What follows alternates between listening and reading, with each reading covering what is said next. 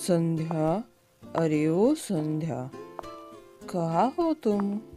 संध्या, तुम यहाँ चाय पी रही हो क्या?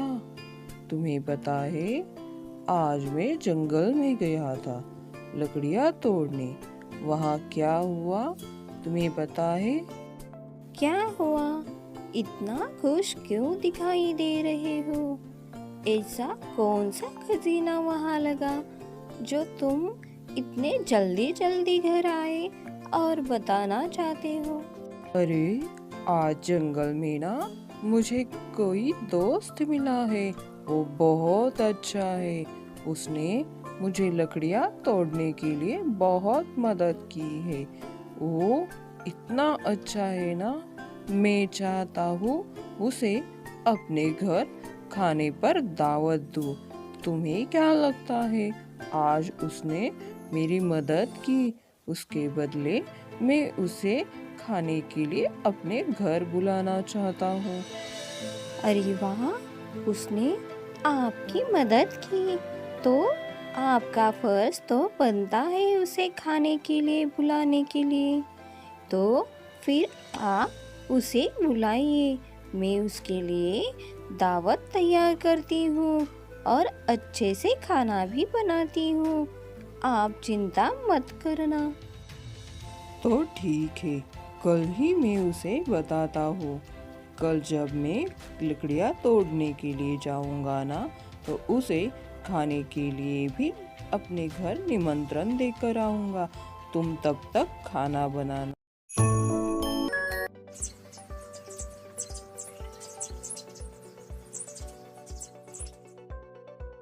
यहाँ सुबह सुबह सब प्राणी जंगल से झरने की और पानी पीने के लिए आते हैं। तभी अपना गोपी अपने चार्ली से मिलने के लिए वहाँ आता है। गोपी, मुझे पता था तुम सुबह सुबह लकड़ियाँ तोड़ने के लिए जरूर आओगे। बोलो, कैसे हो? मैं बहुत अच्छा हूँ चार्ली। अच्छा हुआ सारे जंगलवासी यहाँ ही मिले मुझे। मैं आपके लिए कुछ लेकर आया हूँ। आप सुनोगे तो झूम ही जाओगे। अरे दोस्त, ऐसी कौन सी न्यूज़ लेकर आए हो जो हम झूम उठेंगे? बताओ ना जल्दी, अब हमें रहा नहीं जा रहा। न्यूज़ सुनने के लिए हम बेताब है।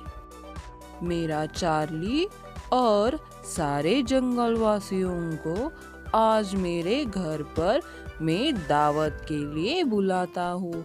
आज मेरी पत्नी ने बहुत सारे पकवान बनाए हैं, खास आपके लिए। चलो चार्ली, अब मुझे जाना होगा। मुझे जंगल में जाकर लकड़ियाँ भी तो तोड़नी है ना। आप सब लोग ध्यान से आना। दोस्त, हम सब लोगों ने तुम्हारे लिए लकड़ियाँ तोड़कर जमा कर कर इकट्ठा रख दी है। ये देखो, हमने कितनी सारी लकड़ियाँ तोड़ ली है। चार्ली, तुम बहुत अच्छे हो। और बाकी सारे जंगलवासियों को भी धन्यवाद। अब मैं चलता हूँ। आप लोग समय पर आ जाना। मैं आपका इंतजार करूँगा।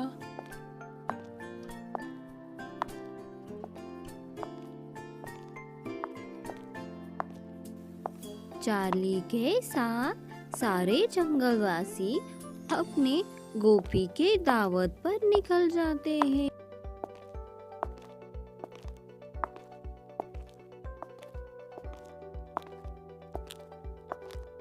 सारे जंगलवासी गोपी के यहाँ दावत के लिए आ जाते हैं और चार्ली गोपी को आवाज लगाता है। चार्ली और सारे जंगलवासियों को देखकर संध्या बहुत आश्चर्य हो जाती है और गोपी को बाजू में लेकर कहती है, ये आपके दोस्त है क्या? इनके लिए आपने मुझे खाना बनाने के लिए कहा था। मैंने तो 5 ही पकवान बनाए और एक आपके दोस्त वैसे दरिंदे निकले।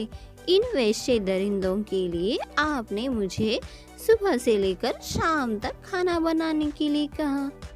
संध्या की सारी बातें चार्ली सुनता है और ये बातें चार्ली ने सुन ली। एक गोपी देखता है और बहुत शर्मिंदा हो जाता है अपनी पत्नी के बिहेवियर से और वहाँ से अपना चार्ली निकल जाता है अपने दोस्तों को लेकर बिना खाए। संध्या की बातों से चार्ली बहुत दुखी था। उसके पीछे पीछे गोपी भी आ जाता है।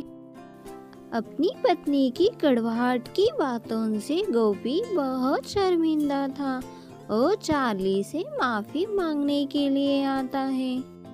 लकड़हारा गोपी अपनी चार्ली से नजरें नहीं मिला पा रहा था और बहुत शर्मिंदा था और वहाँ आकर कुछ कहना चाहता था। तुम्हारे हाथ की कुल्हाड़ी से मुझ पर वार करो गोपी, अगर तुमने नहीं किया तो मैं तुम्हें खा जाऊंगा। चार्ली को बहुत तेज चोट लगती है और चार्ली गोपी को बिना बोले ही वहाँ से चला जाता है। गोपी को कुछ समझ में नहीं आता। गोपी बहुत ही दुखी हो जाता है।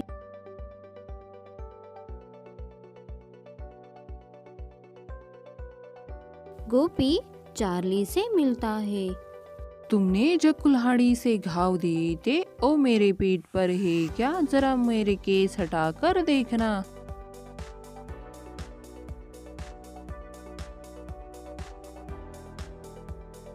दोस्त, तुमने जब मुझे कुल्हाड़ी से घाव दिया था वो भर चुका है, लेकिन तुम्हारी पत्नी के बोले गए लफ्जों ने मेरा बहुत दिल दुखाया है, वो अभी तक नहीं भरे। गोपी चार्ली से माफी मांगता है अपनी पत्नी के लफ्जों के लिए और खुद के लिए भी। इसलिए आपके लफ्ज और बिहेवियर अच्छा होना बहुत जरूरी है। बिना सोचे समझे किसी को भी बोलना बहुत हर्ट कर जाता है और कुछ लफ्जों के दर्द ऐसे होते हैं जो जिंदगी भर नहीं मिटते। इसलिए दोस्तों, बिना सोचे समझे किसी को भी कुछ कहना मत। मेरी कहानी अच्छी लगी हो तो प्लीज़ सब्सक्राइब और शेयर लाइक ज़रूर करना। धन्यवाद दोस्तों।